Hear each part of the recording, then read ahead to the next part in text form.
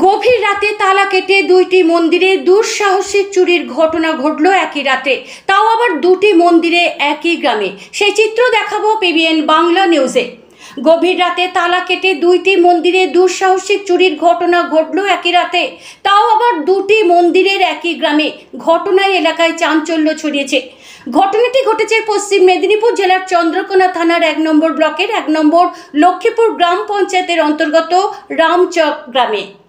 গ্রামের মা কালীর মন্দিরে দুঃসাহসিক চুরির ঘটনা। মা কালীর মন্দির থেকে উধাও গহনা সহ 8,000 টাকা। তালা ভেঙে একই গ্রামে দুটি মন্দিরে চুরির ঘটনায় শোরগোল এলাকায়। পাশেই রয়েছে বাড়ি, তাতে কেউ কিছু বুঝতেই পারল না কিভাবে ঘটনাটি ঘটে গেল। সকাল হতেও বুঝতে পারেনি গ্রামবাসীরা। তার কিছুক্ষণ পরে মন্দিরে প্রার্থনা করতে আসেন গ্রামবাসীর মানুষজন। তখন নজরে আসে তালা কাটা রয়েছে মন্দিরের দরজায়। দেখে হতবাক হয়ে যান। তা দেখে শোরগোল পড়ে যায় এলাকায়।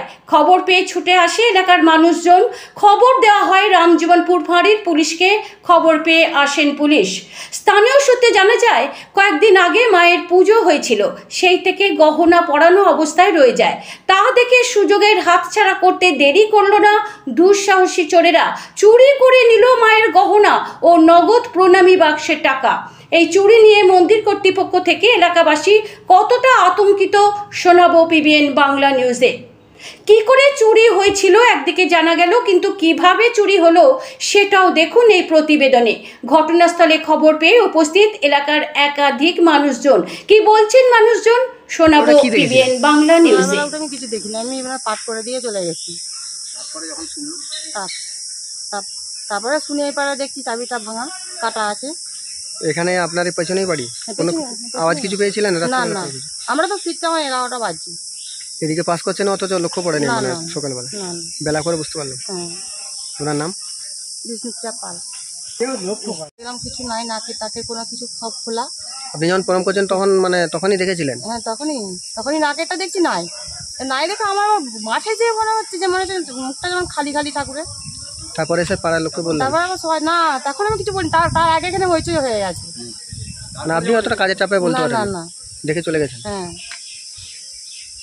সোলানার মন্দির কবে হয়েছে এটা? আজকে সকালে উঠে দেখছি যে গ্রিলের চাবি কাটা, চাবিও নেই। মন্দিরের ভিতরে উঠে দেখলাম যে মায়ের যে সোনার টিকলি ছিল, সোনার একটা চক্ষু ছিল, আর সোনার একটা নথ, এগুলো ছিল সোনার। বাকি হচ্ছে রূপোর হাত ছিল, পায়ের দুটো নপুর ছিল, আর কোমরের যে বিছে ছিল, আর দুটো রূপোর বালা ছিল। মানে সমস্ত গয়নাগাটি যা ছিল সমস্ত চুরি হয়ে গেছে। আর প্রণামী বাক্স যে ছিল, বাক্সতে আমাদের প্রায় 5-7 হাজার টাকা এমনি প্রায় পরে সবসময় থাকে। প্রণামী বাক্সও ভেঙে নিয়েছে, ভেঙে মাত্র 25 টাকা প্রণামী বাক্স খুচরো পড়ে আছে দেখলাম। প্রণামী বাক্সও ভাঙা, সব নিয়ে চলে গেছে। থানায় জানিয়েছিলাম, থানা থেকে ছোটবাবু আরও কনস্টেবল গাড়ি নিয়ে এসেছিল, ওরা সমস্ত কিছু দেখে বয়ান টয়ান লিখে নিয়ে গেছে। আপনার নাম? আমার নাম নিমাই দে, বাড়ি গোকুল দে, বাড়ি রামচক।